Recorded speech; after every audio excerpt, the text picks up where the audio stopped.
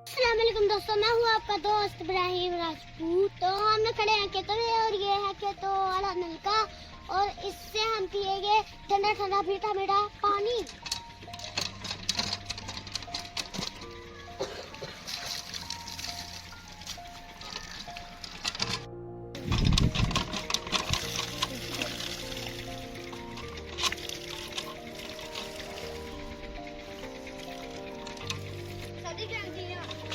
तो यहाँ आने के बहुत मजा आता है।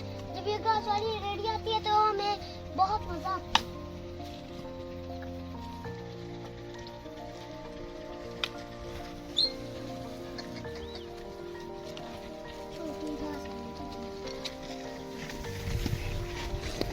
डोगी आ रहे हैं ध्यान से ना, डोगी आ रहे हैं।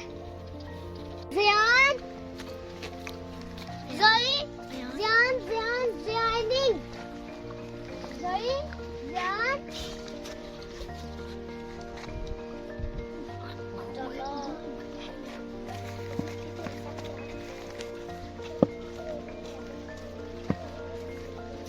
तो हमने काफी दिन से रेस नहीं लगाई, तो मैंने सोचा आज रेस लगा लेते हैं।